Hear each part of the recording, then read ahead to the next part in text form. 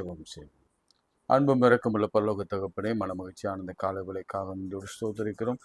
காலைதோறும் கிருபை புதிதாக இருக்கிறதுக்காக உமக்கு ஸ்தோத்திரம். உன்னதமான ஒரு மறைவில் இருக்கிறவன் சர்வ வல்லவரின் நிழலில் தங்குவான்.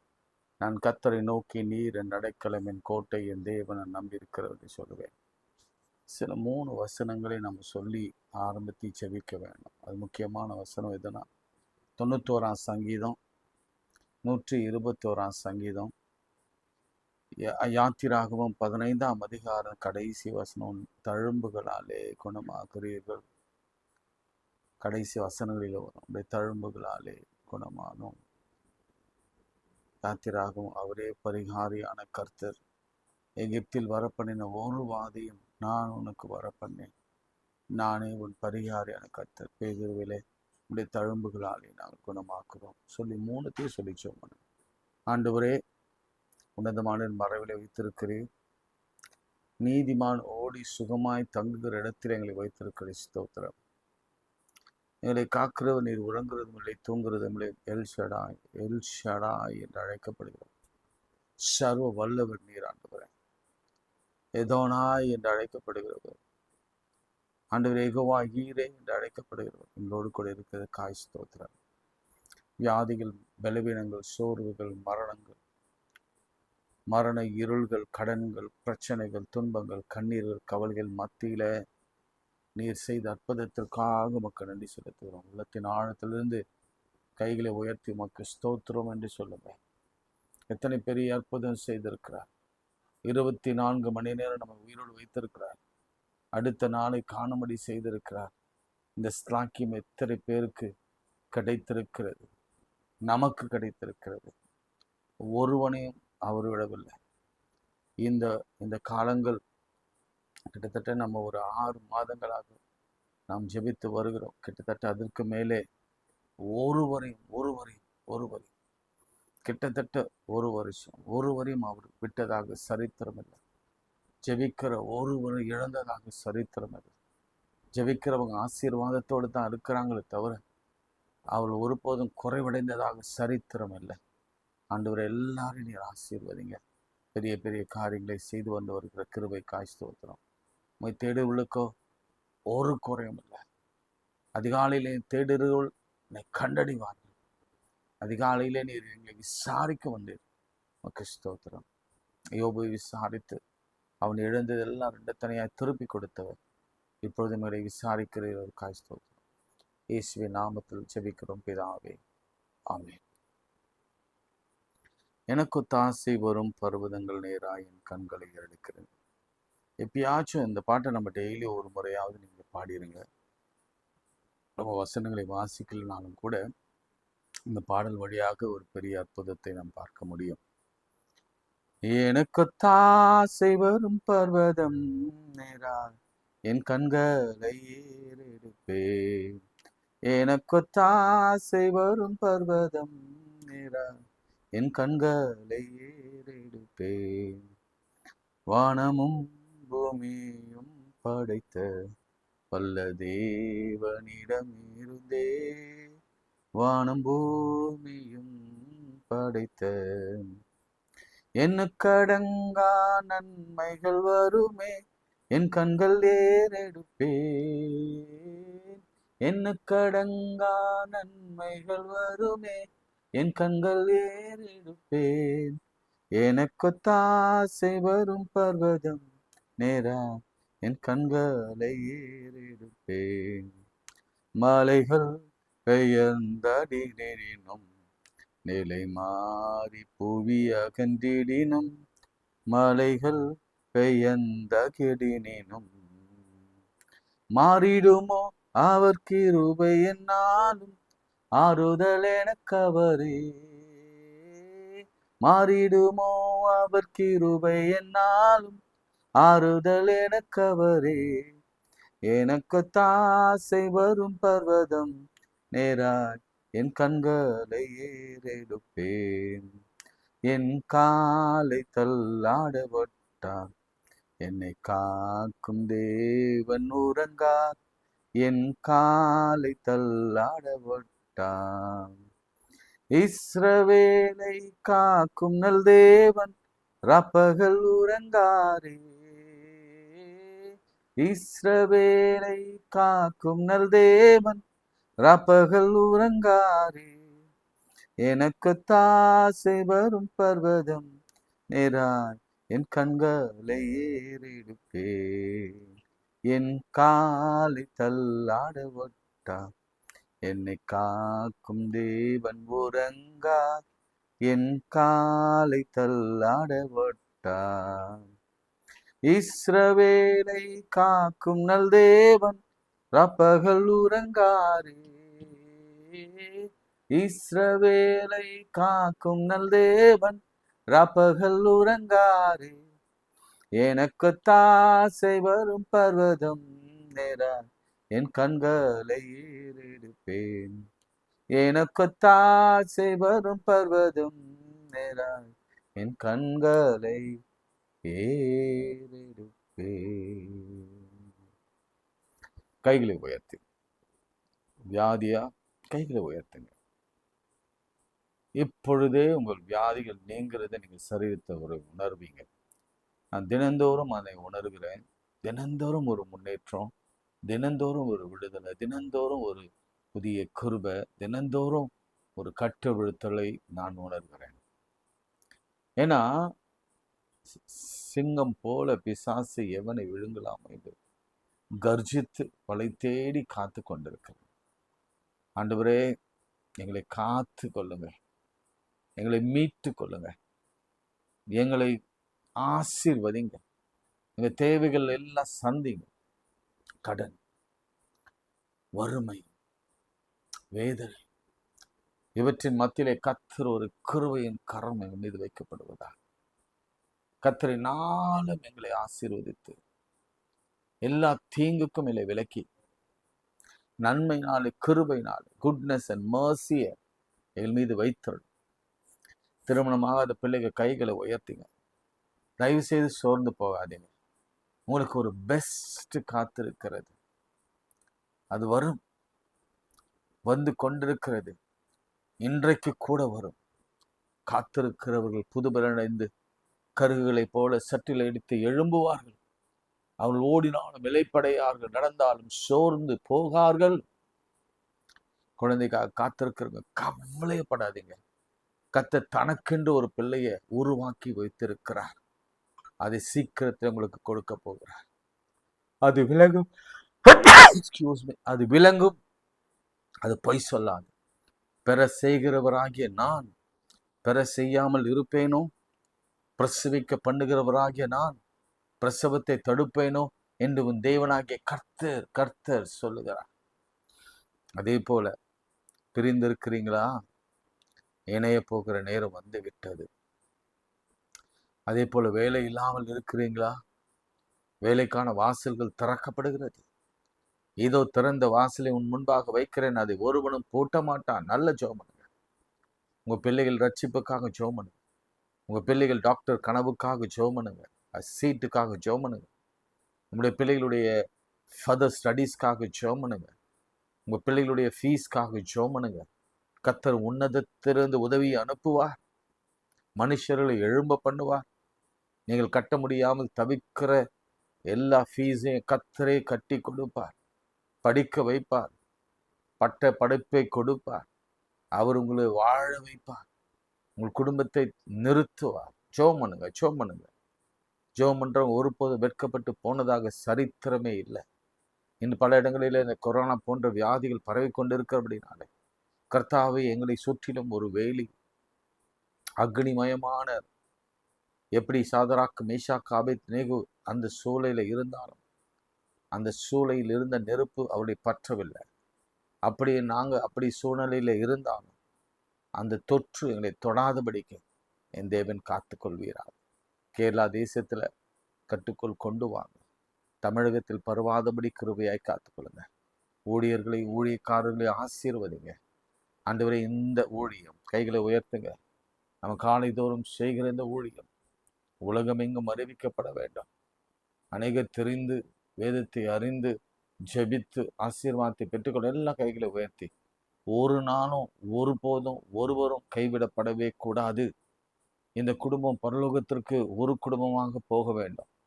இந்த குடும்பத்தின் பெயர் அதிகாலையிலே கர்த்தரை தேடுகிறவர் குடும்பம். அதிகாலையிலே கர்த்தரை தேடுகிறவளுடைய குடும்பம். அரை மணி நேரம் கர்த்தரை தேடுகிற குடும்பம். என் தேவன் அவளை அப்படியே கொண்டு சேர்ப்பீரார். தேவைகளை சந்திப்பீரார். இயேசுவின் நாமத்தில் பிதாவே, ஆமென். நேற்று நல்ல ஃபாதர் பற்றிய ஒரு சிந்தனையை ஆவியானவர் நமக்கு கொடுத்தார். எசேக்கியா பாருங்க, ஆண்டவரிடத்திலிருந்து அவ்வளோ பெரிய அற்புதத்தை, அது கேன்சர்ன்னு சொல்றாங்க, காலில் பிளவு, அது கேன்சர், ஒரு விதமான கேன்சர் கட்டி, கேன்சர் புண் என்று சொல்லுகிறார். அதை குணமாக்கின ஆண்டவர். இவன் பாபிலோன் தேசத்திலிருந்து வர்றவங்களுக்கு இந்த ஒரு சாட்சியை சொல்லியிருந்தா ஆண்டவருடைய நாமம் மகிமைப்பட்டிருக்கும். அப்படி இல்லைன்னா இங்க பெற்றிருக்கிற இவன் வைத்திருக்கிற எல்லாம் கர்த்தரிடத்திலிருந்து வந்ததுன்ற ஒரு வார்த்தை சொல்லியிருந்தாலும் கர்த்தருடைய நாமம் மகிமைப்பட்டிருக்கும், கோபம் வந்திருக்காது. ஆனாலும் பிள்ளைகளுக்கு அந்த சாபம் வரும். பிள்ளைகள் சிறைக்கு கொண்டு போவாங்க. பிள்ளைகள் ஸ்லேவ்ஸாக மாறுவாங்க, சர்வன்ஸாக மாறுவாங்க, அரண்மனையில சேவிப்பாங்க. சர்வன்ஸ் சும்மா விஷயம் இல்லை, அவங்க பாண்டட் சர்வன்ட். அப்படி மாறுவாங்கன்னா எஸ் பரவாயில்ல இருக்கட்டும் அப்படின்னு சொல்ற ஒரு தகப்பன் எங்கேயாவது பார்த்துருக்கீங்களா? இன்னைக்கு அப்படிப்பட்ட தகப்பன்கள் இந்த உலகத்தில் இருக்கக்கூடாது என்பதற்காக ஆண்டவர் நம்மோடு பேசி கொண்டிருக்கிறார். இதை நான் ஆய்வு செய்கின்ற பொழுது ஒரு ஸ்ட்ராட்டஜி எடுத்தேன். ஃபாதர் அப்படின்னு வர இடம், காட் த ஃபாதர் அப்படின்னு வர இடம் எத்தனை அப்படின்னு பார்க்கும் பொழுது, சினாப்டிக் காஸ்பல்ல மத்தேயு, மார்க்கு, லூக்கா 3 அதிகாரத்துல எத்தனை வருது தெரியுங்களா? 60 முறை ஃபாதர் காட் என்று வருகிறது. 60 டைம். கொஞ்சம் இதெல்லாம் ஜெனரல் நாலேஜ் உங்களுக்காக. ரெண்டாவது, ஜான்ல மாத்திரம் மோர் தென் 100 டைம்ஸ் ஃபாதர் காட் என்று வருகிறது. 100க்கு மேல. அப்போ இந்த 4 சுவிசேஷங்களிலும் 160க்கு மேல ஃபாதர் காட் என்று வருகிறது. அப்பா பிதாவே, அப்பா பிதா, அப்பா என்று வருகிறது. அதுக்கு உதாரணத்தை நான் உங்களுக்கு சொல்லணும்னா 2-3 வசனங்களை நான் எடுக்கலாம். பட் நேரம் இன்மைக்கு நீங்க உங்க கையில ஒடுக்கிறேன். மத்தேயில் நீங்க பார்த்தீங்கன்னா உங்களுக்கு தெரியும். கேளுங்கள், 7ஆம் அதிகாரம், கேளுங்கள் அப்போது உங்களுக்கு கொடுக்கப்படும், அதெல்லாம் உங்களுக்கு தெரியும். அடுத்த வசனங்கள் பார்க்கிறேன். ஏனென்றால் கேட்கிறவன் எவனும் பெற்றுக்கொள்கிறான், தேடுகிறவன் எவனும் கண்டடைகிறான், தட்டுகிறவனுக்கு துறக்கப்படும். உங்களில் எந்த மனுஷனும் தன்னிடத்தில் அப்பத்தை கேட்கிற தன் மகனுக்கு கல்லை கொடுப்பானோ? மீனை கேட்டால் அவனுக்கு பாம்பை கொடுப்பானோ? ஆகையால் பொல்லாதவர்களாகி நீங்கள் உங்கள் பிள்ளைகளுக்கு நல்ல ஈவை கொடுக்க அறிந்திருக்கும் போது பரலோகத்தில் இருக்கிற உங்கள் பிதா ஃபாதர் தமிழத்தில் வேண்டிக் கொள்கிறவர்களுக்கு நன்மையானவர்களை கொடுப்பது அதிக நிச்சயம் அல்லவா? பெரியமானவர்களே, சில நேரங்களில் நம்ம ஜெபங்கள் கேட்கப்படவில்லை. இங்க நான் நிறுத்துறேன். இங்க கொஞ்சம் எக்ஸ்பிளனேஷன் உங்களுக்கு கொடுத்தாகணும். ஏன்னா 160 முறை மேல சினாப்டிக்கும் ஜான்லயும் வருதுன்னா அதற்கு அதையும் சொல்லிடுறேன். பழைய ஏற்பாட்டுல எவ்வளவு முறை நம்ம வருது? வெறும் 50 முறை தான் ஃபாதர் கார்டன் வருது. அப்பா தகப்பன் தன் பிள்ளையை சுமப்பது போல, தகப்பன் அப்படின்ற வார்த்தை எத்தனை முறை வருது? 50 முறை வருது. அதனால என்ன வித்தியாசம் அப்படின்னு நீங்க பார்க்கணும். அதனால என்ன கர்த்தர் சொல்ல வருகிறார், ஆவியானவர் என்ன சொல்ல வருகிறார் என்பதை நீங்க அலசி ஆராயணும். அப்போ பழைய ஏற்பாட்டு காலத்துல கர்த்தருக்கும் கடவுளுக்கும் அவருடைய ஜனங்களுக்கும், அப்படிதான் நான் சொல்லுவேன், பிள்ளைகள் கூட சொல்ல மாட்டேன், அவருடைய ஜனங்களுக்கும் இருந்த உறவு நிலை எப்படி இருந்தது? கடவுள் அவருடைய ஜனம், கடவுள் அவருடைய படைப்புகள், இப்படிதான் இருந்ததே தவிர அப்பா பிள்ளை என்ற உறவு இல்லவே இல்லை. நீங்க கொஞ்சம் எடுத்து வாசிங்க, நானும் தேடுறேன். யாராவது பழைய ஏற்பாட்டுல கர்த்தரை அப்பான்னு சொல்லி இருக்கிறாங்களா? அல்லது கர்த்தர் தான் பிள்ளைகளே என்று எந்த இடத்துல அவர் சொல்லி இருக்கிறார்? இது ஒரு ஆய்வு கட்டுரையா எடுத்து நீங்க சிம்பிளா ஒரு நேரம் வாசிங்க. நிறைய அதாவது நீங்க எடுத்து போடுங்க. நீங்க கூகுள்ல எழுதி எதுல வேணா போடலாம். நீங்க நம்ம வீடியோலயே போடுங்க. எத்தனை முறை அவங்க சொல்லியிருக்கிறாங்க, சொன்னாங்களா சொல்லலையா? அப்போ பழைய ஏற்பாட்டில் இருந்த உறவு என்பது என்னன்னா, கொஞ்சம் தூரம் தான் வச்சு கர்த்தரை கடவுளை வச்சு பார்த்தாங்க. அந்த அந்யோன்யமும் அந்த ஐக்கியமும் அந்த உறவும் அந்த அப்பா மகன் என்கின்ற அன்பும் பிணைப்பும் பழைய ஏற்பாட்டில் இல்லை. பழைய ஏற்பாட்டில் கர்த்தர் நியாயாதிபதி, சர்வ வல்லவர், பரிசுத்தர், சாவாமை உடையவர், அவர் சகலத்தையும் செய்ய வல்லவர், அதோனாய், எல்ஷடாய், ஏலோஹிம், யாவே அப்படி சொல்லக்கூடாது, அந்த வார்த்தையை மன்னிக்கவும். அப்படின்னு தான் வருமே தவிர நிறைய இடத்துல பிதா அப்பா என்று வருவது இல்லை. காரணம்னா அந்த மக்களுக்கும் கடவுளுக்கும் அந்த மாதிரியான உறவு இருந்தது. ஆனா இயேசு கிறிஸ்து வந்த பிறகு ஒரு புதிய தியாலஜிய அல்லது ஒரு புதிய இறையில அழுத்தத்தை மக்களுக்கு போதிக்க ஆரம்பிச்சார். என்ன போதிக்க ஆரம்பிச்சார்? யோவான் ஸ்நானகன் கூட அப்படி போதிக்கல. விடியின் பாம்பின் குட்டிகளே, வரும் கோபத்துக்கு தப்பித்து கொள்ள உங்களுக்கு வகை காட்டினவன் யார்? பிதா அழிக்க போகிறார், கடவுள் அழிக்க போகிறார். ஆனால் இங்கே இயேசு கிறிஸ்து தன்னுடைய கடவுளை, நம்முடைய கடவுளை, அவருடைய பிதாவை அவர் கற்றுக் கொடுக்கும் பொழுது, அட்ரஸ் பண்ணும் பொழுது, நமக்கெல்லாம் சொல்லிக் கொடுக்கும் பொழுது, அவர் எப்படி பிதா என்று அழைத்தாரோ, அப்பா என்று அழைத்தாரோ, அப்படியே நம்மையும் அப்பா என்று அழைக்கிற அந்த புத்திர ஸ்வீகாரத்தை சிலுவை வரைக்கும் அவர் கொண்டு போகல. அந்த 3.5 வருஷம் அவர் வாழ்ந்த நாட்களிலும் அவர் அப்படிதான் கற்றுக் கொடுத்தார். இந்த ஊமே உங்களுக்கு அது சாட்சியாக இருக்கிறது. அப்போ ஒரு லோகத்தில் இருக்கிற உங்கள் பிதா தம்மிடத்தில் வேண்டிக் கொள்கிறவர்களுக்கு நன்மையானவளை கொடுப்பது அதிக நிச்சயம் அல்லவா? இன்னைக்கு கொஞ்சம் பேசிக் தான், ஒரு 5 நிமிஷம் சொல்லிட்டு ஒரே ஒரு நிகழ்ச்சியை தொட்டுட்டு நான் முடிக்க விரும்புகிறேன். அப்போ நம்ம என்ன கத்துக்கிறோம்னா, பழைய ஏற்பாட்டு மாதிரி நம்ம கடவுள், நாம ஜனம், கடவுள் பிரஜைகள், கடவுள் படைப்பு அப்படின்னு நம்ம தூரம் நின்று இருந்தோம்னா அவ்வளவுதான். நம்ம அதிசயங்களை பெற்றுக்கொள்ள முடியாது, அற்புதங்களை பெற்றுக்கொள்ள முடியாது. கடவுளும் அதுதான் எது எதிர்பார்க்கிறார் தெரியுமா? அந்த உறவு தான் எதிர்பார்க்கிறார். ஆதாம் ஏவாளை படைக்கும் பொழுதே தினந்தோறும் விசாரிக்கும்படி பகலில் குளிர்ச்சியான வேளையிலே அவர் போய் சந்தித்தார். ஏவாளை உருவாக்கின விதமே தாம் மகளை உருவாக்குறது போல, மகளை கொண்டு வந்து கணவனிடத்துல ஆதாமிடத்துல சேர்த்து வைப்பது போல, கைகளை இணைத்து வைப்பது போல கர்த்தர் செய்தார் என்று சொன்னால், அவருக்கு அந்த உறவுல அவ்வளவு அன்பு, அவ்வளவு ஆசை இருக்கு. ஆனா அந்த நாட்களில் இருந்த மக்களும் இந்த நாட்களில் இருக்கிற நாமும் கூட பயப்படுறோம். என்ன பயப்படுறோம்? அவர் அப்பான் கூப்பிடுகிற தைரியம் நமக்கு இல்ல. அப்பான் கூப்பிடுற அந்த புத்திர ஸ்வீகாரத்தின் ஆவியை நம்ம பெற்றுக்கொள்ள முடியல. அவ்வளவு இன்டிமேசி இல்லை, அவரோடு கூட ஐக்கியப்பட முடியல. ஏன்னா ஒருவேளை நம்முடைய பாவமா இருக்கலாம், நம்முடைய வாழ்வியலா இருக்கலாம், அல்லது அதற்கு பல காரணங்கள் தடையாக இருக்கலாம்.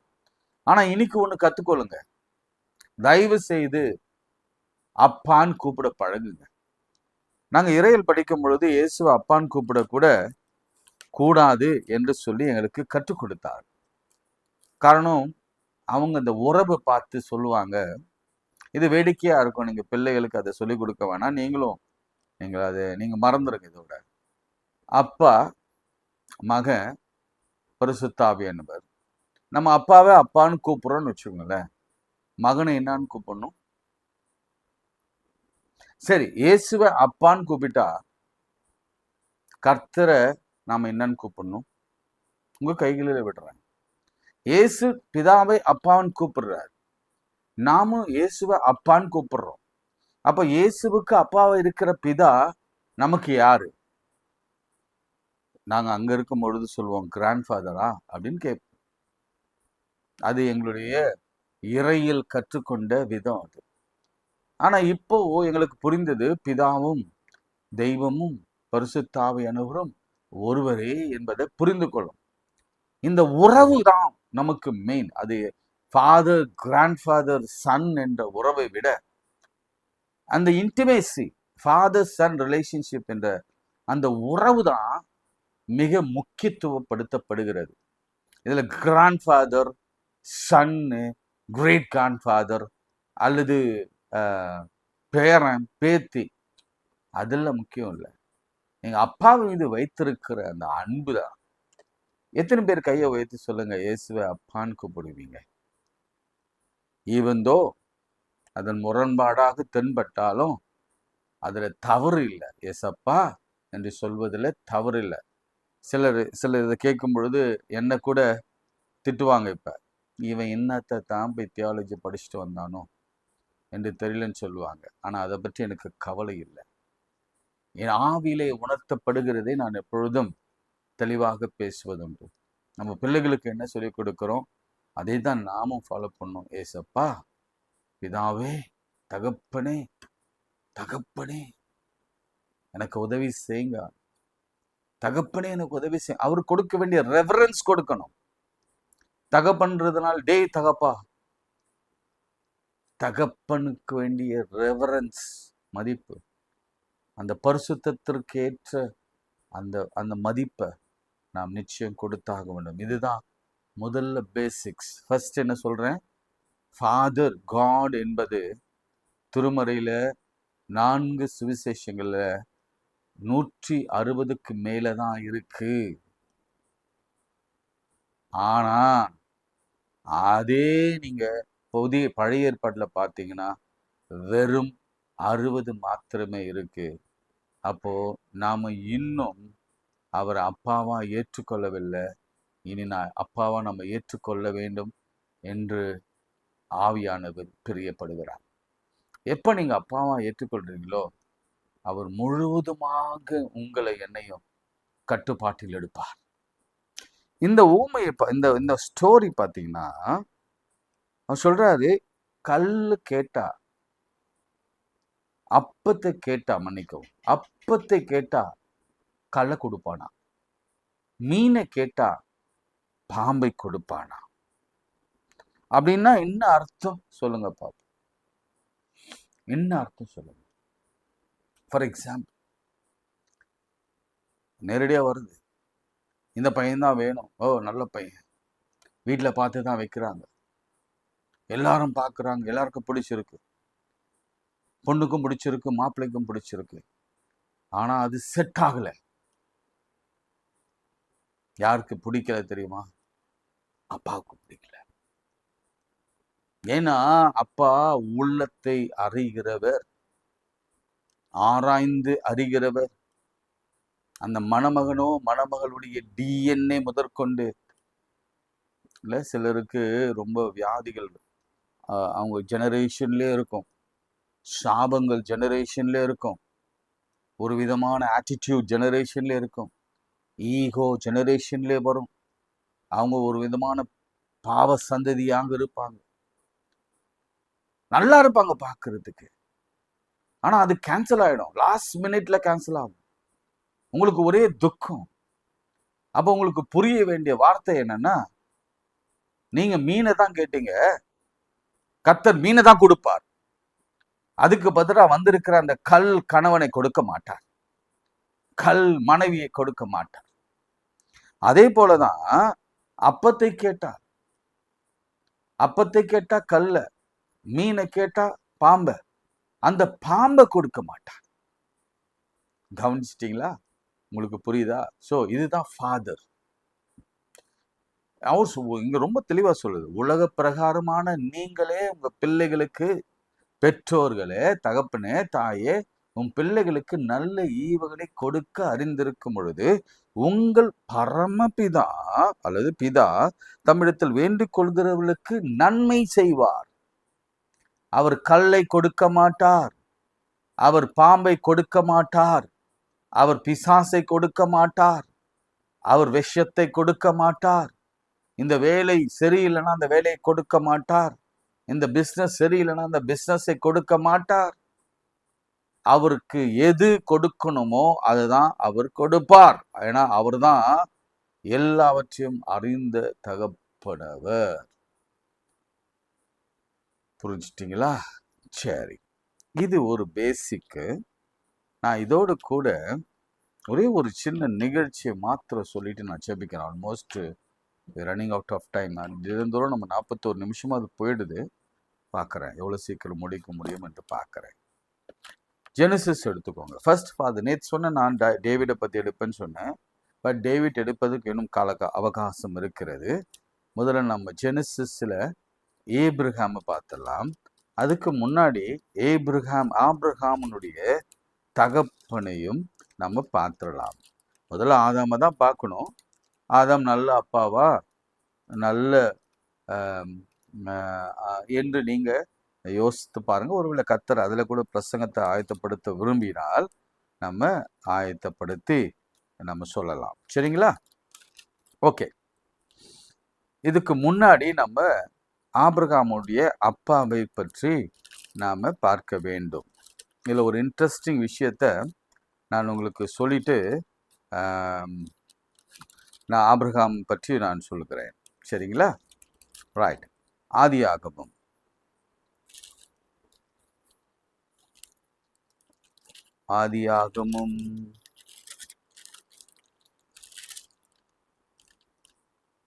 ரைட் 11ஆம் அதிகாரம். ரைட். ஃபர்ஸ்ட் ஃபாதர் தேராகு. இங்க கவனிங்க. நான் ஜெனசிஸ் 11ல வாசிக்கிறேன் பாருங்க. 11 தேராகு 31. தேராகு தன் குமாரனாகிய ஆபிரகாமையும் ஆரானுடைய குமாரனும் தன் பேரனுமாய் இருந்த லோத்தையும் தன் குமாரன் ஆபிரகாமுடைய மனைவியும் தன் மருமகள் சாராயையும் அழைத்து கொண்டு அவளோடு கூட ஊர் என்ற கல்தேயர் பட்டணத்துக்கு விட்டு கானான் தேசத்துக்கு போக புறப்பட்டான். அவன் ஆரான் மட்டும் வந்தபோது அங்கே இருந்து விட்டான். தேராகுடைய ஆயுசு நாட்கள் 205 வருடம்.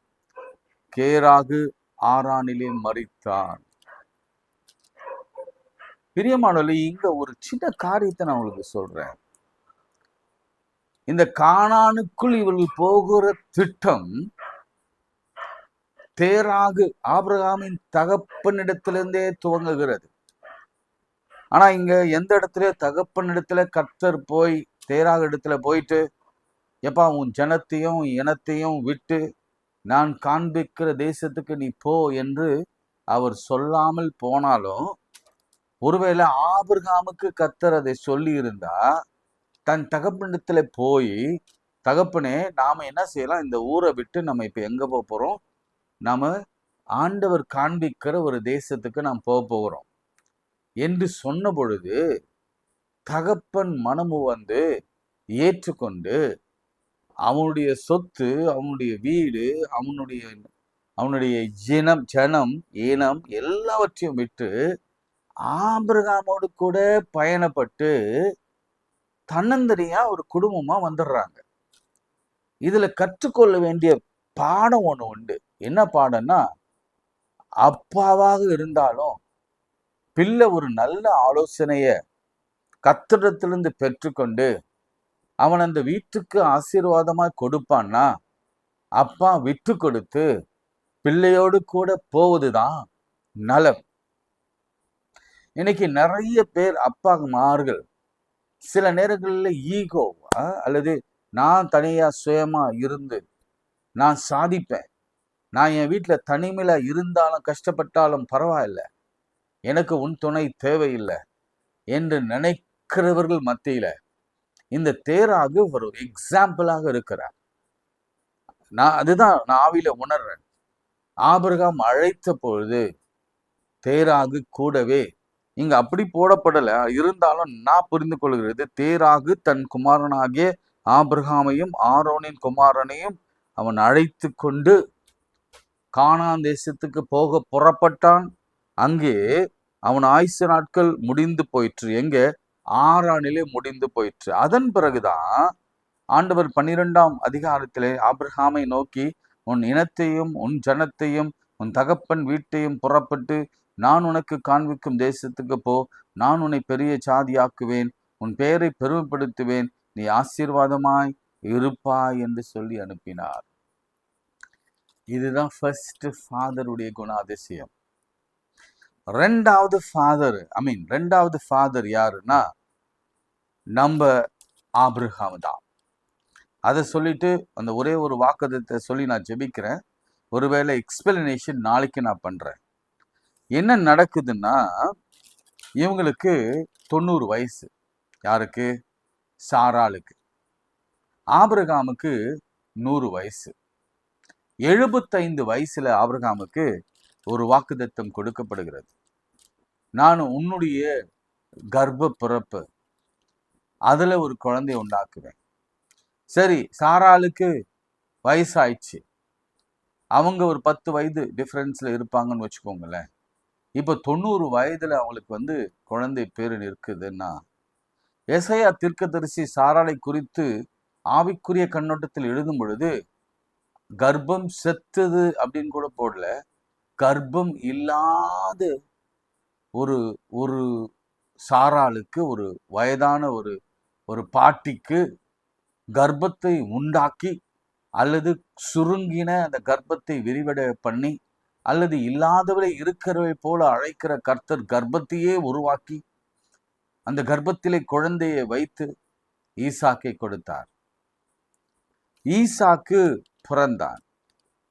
சுமார் 22 ஆண்டுகள் கழித்து ஆண்டவர் ஆபிரகாமோடு கூட அவர் பேசினார். என்ன பேசுறாரு? 22ஆம் வசனத்துல, 22ஆம் அதிகாரத்துல, இந்த காரியங்கள் நடந்த பின்பு, அது என்ன காரியம்னா, நீங்க முந்தி இருக்கிற அதிகாரத்தை எல்லாம் வாசிக்கணும். ஆபிரகாமை சோதித்தார். எப்படி எனில், அவர் அவனை நோக்கி ஆபிரகாமே என்றார். அதற்கு அவன் இதோ அடியேன் என்றார். அப்பொழுது அவர், உன் புத்திரனும் ஏக சுதனும் உன் நேசகுமாரனுமாகிய ஈசாக்கு நீ இப்போது அழைத்து கொண்டு மோரியா தேசத்துக்கு போய் அங்கே நான் உனக்கு குறிக்கும் மலையில் ஒன்றின் மேலே அவனை தகன பலி இடு. ஆபிரகாம் அதிகாலை எழுந்து தன் கழுதை மேல் சேனம் கட்டி தன் வேலைக்கார 2 பேரையும் தன் குமாரன் ஈசாக்கை கூட்டிக் கொண்டு தகனபலிக்கு கட்டைகளை பிளந்து கொண்டு தேவன் தனக்கு குறித்த இடத்துக்கு புறப்பட்டு போனான். 3 days பயணம். அது இங்க நிறுத்துறேன், சில கேள்விகளை வைத்து நான் நிறுத்துறேன். ஈசாக்கு, கேள்வியும் ஆன்சரும் சொல்லிடுவேன். இந்த நேரத்துல ஈசாக்குக்கு வயது சுமார் 22. சின்ன பையன்லாம் இல்லை. அவனை கட்டாயப்படுத்திலாம் நீங்க பலி கொடுக்க முடியாது. ஏனென்றால் இங்க பாருங்க, 3 பேர் தான் போறாங்க. 3 பேருனா ஆபிரகாம் ஒருத்தன் தனி, அவரை விட்டுருங்க. ஈசாக்கு 2 வேலைக்காரர்கள். இந்த 2 வேலைக்காரர்களை வைத்தெல்லாம் ஈசாக்க சாதாரணமாக நீங்க பலியிட முடியாது. ஸோ இப்படிப்பட்ட சூழ்நிலையில ஒரு தகப்பன், ஒரு மகன், இப்ப நம்ம மறக்கப்பட்ட ஒரு நபர் யாருன்னா அம்மா சாராள். இந்த 3 பேருக்கும் நடக்கிற பாச போராட்டத்தை நாம் நாளைக்கு பார்க்க போகிறோம். இது சரியா தவறா? ஆபிரகாம் என்ன நினைத்தார்? ஈசாக்கு என்ன சொன்னார்? இருக்கு பைபிள்ல. சாராளுக்கு தெரிந்திருந்தால் என்ன சொல்லி இருப்பார்? அல்லது போய் வந்த பிறகு சாராளின் நிலைமை என்ன? ஆபிரகாமோடு கூட நடந்த வாக்குவாதங்கள் என்னவாக இருந்திருக்கலாம். ஆனா இது எல்லாவற்றுக்கும் ஒரு சொல்யூஷன் என்னன்னா, யெகோவா ஈரே கர்த்தருடைய பர்வதத்திலே பார்த்து கொள்ளப்படும். ஜெபம் பண்ணுவோம். அன்புள்ள ஆண்டவரே, அப்பா சொல்லுங்க. அப்பா, கர்த்தருடைய பர்வதத்திலே பார்த்து கொள்ளப்படும். அப்பா, நீங்க நன்மை கொடுக்கிறவர். நாங்க அப்பத்தை கேட்டா அப்பத்தை தான் கொடுக்கிறவர். மீனை கேட்டா மீனை தான் கொடுக்கிறவர். அதே போல அந்த கானானிய பெண்ணிடத்துல சொன்ன பிள்ளைகளின் அப்பம் என்று சொன்னீர். இந்த பிள்ளைகளின் அப்பத்தை எங்களுக்கு மாத்திரம் தான் கொடுப்பேன். இன்னைக்கு பலர் தடுமாறி கொண்டிருக்காங்க. ஏன் எனக்கு நல்லது நடக்கல? ஏன் எனக்கு சீக்கிரம் நடக்கல? ஏன் இந்த தவறு நடந்தது? ஏன் ஏன் என்ற கேள்வி பலருடைய உள்ளத்தில் இருக்கிறது. அதனால நாம் கேட்டது சரியில்லை, அவர் சரியானதை கொடுக்க விரும்புகிறார், அதனால வெயிட் பண்ண சொல்லுகிறார். அவர் இல்லை என்று சொல்லவில்லை என்பதை தீர்க்கமா இந்த பிள்ளைகள் மத்தியிலே பேசுங்கப்பா. சீக்கிரத்திலே நல்லது உண்டாகட்டும். ஈசாக்கு 22 வயதுல பலி செலுத்தப்பட்டு 40 வயசுல திருமணமாகி 80 வயசுல குழந்தை பெற்று மலடியா இருந்த ரெபேக்காளுக்கு குழந்தை உண்டாகி அந்த குழந்தை 2 ஜாதிகளாக மாறி யாசு பெரியவன் இளையவனை சேவிக்க, இதெல்லாம் கர்த்தருடைய திட்டம். அங்க நோ என்று இல்லை. அங்க ஆண்டவர் எல்லாவற்றையும் நேர்த்தியாய் செய்து முடிக்கிறார். இப்பொழுதும் கூட என்ன தேவையோ ஜெபம் பண்ணுங்க. அப்பா உனக்கு கேளுங்க. அப்பாவிடத்துல பென்சில் கேட்பீங்கல்ல, அப்பாவிடத்துல ட்ரெஸ் கேட்பீங்கல்ல, அப்பாவிடத்துல அப்பா எனக்கு உடம்பு சரியில்லை, நல்ல மருத்துவ கொண்டு போங்கன்னு சொல்வீங்கல்ல. அப்பா சொல்லுவாரு, நானே நல்ல மருத்துவர், இயேசுவே அவருடைய தழும்புகளாலே குணமானீர்கள் என்று சொல்லியிருக்கிறார். அந்த வார்த்தையை பற்றுக்கொள் மகளே என்று சொல்வார். எஸ், பெற செய்கிறவர், பிரசவிக்க பண்ணுகிறவர், ஒரு தகப்பன் சுமப்பதை போல நம்மை சுமக்கிறவர், அவர் நமக்கு முன்பாக போகிறவர், நம்முடைய கரத்தை பிடித்து வைத்திருக்கிறவர். அது எவனும் அவருடைய கரத்திலிருந்து பிடுங்கிக் கொள்ள முடியாது. வானத்து பலகைகளை கொடுக்கிறவர். அவர் சொன்னார், நான் காண்பிக்க தேசத்துக்கு போ, நான் உன்னை ஆசீர்வதிப்பேன், நான் உன்னை பெருக பண்ணுவேன், நான் உன் சந்ததியை பெருக பண்ணுவேன். அவர் சொன்னது அவர் அப்படியே நடத்துவார். ஒரு நல்ல தகப்பன் நமக்கு கிடைச்சிருக்கிறார். இனிமேல் உங்க வாழ்க்கையில அந்த டிஸ்டன்ஸ் விட்டுருங்க. வெறும் 50 மாத்திரம் நோ டெஸ்ட்மெண்ட்ல இருந்தது. அதனாலதான் அவங்க ரொம்ப டிஸ்டன்டா ஃபீல் பண்ணாங்க கடவுளை. இன்று முதல் தகப்பனே என்று அழைங்க. தகப்பனே உமக்கு நன்றின்னு சொல்லுங்க. ஏசப்பா உமக்கு ஸ்தோத்திரம்னு சொல்லுங்க. ஏசப்பா உமக்கு நன்றி என்று சொல்லுங்க. தகப்பனே, இந்த காலை வேளையில ஜெபிக்கிற ஒவ்வொரு பிள்ளைகளையும் ஆசீர்வதி. இந்த நாளில ஒரு பெரிய கூக்குரல் என்ன சொன்னா, ஒரு பெரிய தேவை என்ன சொன்னா, அட்மிஷன் நடந்து கொண்டிருக்கிறது. அநேக ஏழை பிள்ளைகள், அநேகர் ஊழியக்காரர்கள் தம் பிள்ளைகளுக்கு ஃபீஸ் கட்ட முடியாம வேதனையோடு கூட உங்களுடைய சமூகத்தில் முறையிட்டு கொண்டிருக்கிறார். அட்மிஷன் கிடைக்காம அநேகர் உங்களுடைய சமூகத்தில் வேண்டிக் கொண்டிருக்கிறார்கள். கர்த்தாவே, அவர்கள் எல்லாருக்கும் நல்ல அட்மிஷனையும் ஃபீஸ் கட்ட வேண்டிய எல்லா உபகரணங்களும் உதவிகளையும் உங்களுடைய மனுஷர்கள் மூலமாக நீர் ஏற்படுத்தி தருவீராக. ஆண்டவரே, நீங்க நடத்துகிறது என்னன்னா ஒரு வாழ்க்கை. படிப்பு என்பது ஒரு வாழ்க்கை. அவள் வாழ்ந்திருக்கவும் அந்த குடும்பம் சுகித்திருக்கவும் கர்த்தர் உதவி செய்வீராக. அவருடைய பெயர்கள் எல்லாம் ஜீவ புஸ்தகத்தில் எழுதுவீராக. கொடுக்கிறவருடைய குடும்பங்களில அந்த பிள்ளைகள் நம்பர் 1 ஸ்டூடெண்டாக மாறட்டும் என்று நான் ஜெபிக்கிறேன். அந்த குடும்பத்துல எந்த தாழ்ச்சியும் வராதபடிக்கு கல்விக்கு கொடுக்கிறவர்கள், கல்வி கண்களை திறந்து வைக்கிறவர்களுடைய வாழ்க்கையில கர்த்தர் எல்லா ஜீவ ஊற்றுகளையும் திறந்து கொடுப்பீராக. ஆசீர்வாதம் மேல் ஆசீர்வாதம் வரட்டும். வீட்டின் மேல் வீடு வரட்டும். எல்லா நகைகளும் மீட்கப்பட்டு ஆசீர்வாதமாக இருக்கட்டும். எங்கள் தேவைகளை சந்தியும். எங்கள் போக்கிலும் வரத்திலும் தேவ பிரசனம் இருக்கட்டும். அப்பா, அம்மா, மனைவி, கணவன், பிள்ளைகள், பேர பிள்ளைகள், உடன் பிறப்புகள், ஊழியர்கள், தேசம் அனைத்தையும் ஆசீர்வதியும். அன்றுவரே, இந்த கொரோனா பாதிப்பு எங்கள் தேசத்தில் இன்னும் வராதபடி என் தேவன் காத்துக்கொள்ளும். உலகத்தில் அமைதி வரட்டும், சமாதானம் வரட்டும். இயேசுவின் நாமத்தில் ஜெபிக்கிறோம் பிதாவே, ஆமென். நமது ஆண்டவராகிய இயேசு கிறிஸ்துவின் கிருபை, பிதாவாகிய தேவனுடைய அன்பு, பரிசுத்த ஆவியின் ஐக்கியம் நம் அனைவரோடும் மீண்டும் மீண்டும் சதாக்கள் நிலைத்திருப்பதாக. ஆமென்.